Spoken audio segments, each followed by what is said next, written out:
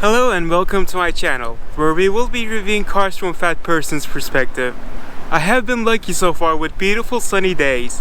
We're at Bush Wildlife, Missouri again. My name is Altan, and let's get started.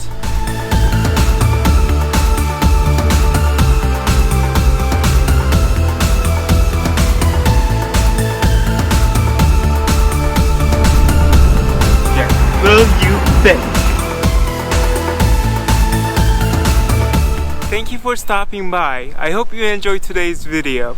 I will also link my previous videos so you can check them out if you want to. Today we'll be reviewing a 2017 Chevrolet Suburban. We will start by reviewing the comfort and space this car has. Then we will go over all the options as well as other available options. Alright, I'm 5'10" and weigh 300 pounds, so how comfortable is this car? Let's get started with getting in and out of the car.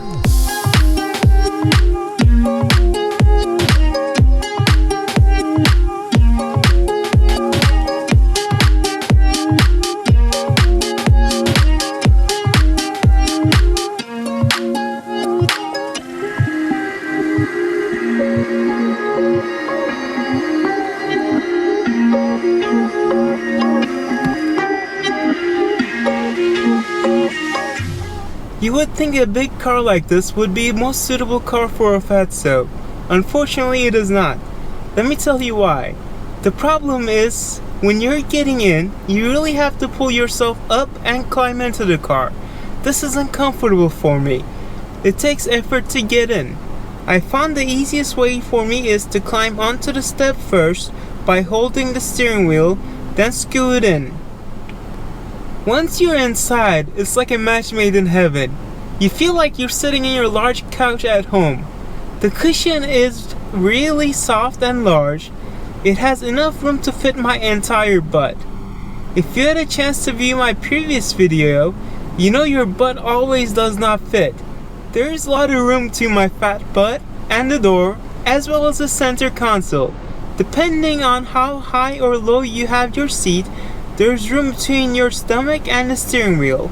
The lower you have your seat, the more room you will have. You can adjust the steering wheel, of course, but Chevy took it one step further and added adjustable accelerator and brake pedals. This way you can adjust the pedals and the steering wheel to your needs. They are both powered and will change position with memory. One thing I find odd is, you have to hold the memory button down for it to get to its position. Normally, you could just press the button and the seat would go to this position. Now let's take a look at the second row seating.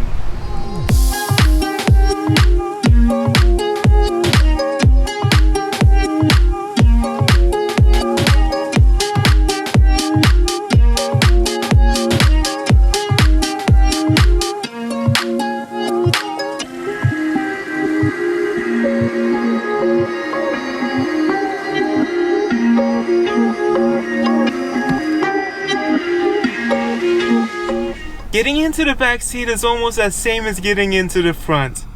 Once you're inside, you can feel the difference. The seat is not as large or as cushiony as the front seats. The armrest makes it feel smaller, but it can be moved.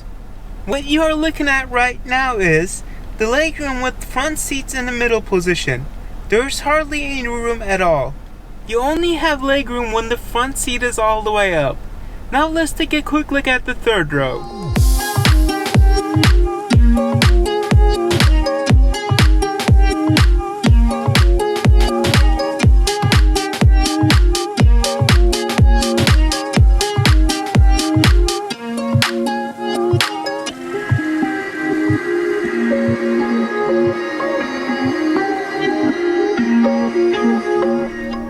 As you can tell from the video, it's really hard to get in and extremely hard to climb out.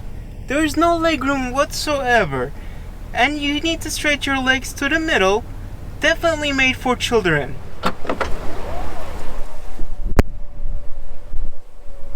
Lastly, let's talk about the trunk space. This car has 39.3 cubic feet to 121.7 cubic feet with the second row and the third row seats down.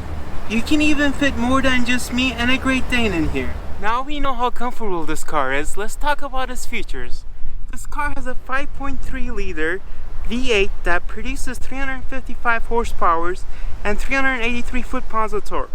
With this engine, the nearly 6,000 pound SUV, well, probably 7,000 pounds with me in it, gets up to 60 miles an hour in 7.2 seconds and quarter mile in 15.6 seconds. If you're looking for an SUV that gets good gas mileage, you might want to plug your ears, because this SUV gets 15 miles per gallon in the city and 23 miles per gallon on the highway. Chevy released the next-gen Suburban, so we'll talk about what this car has and what other available options were there when it was new. They offered this car in 3 different trims: LS, LT, and Premier, with 2 or 4-wheel drive options.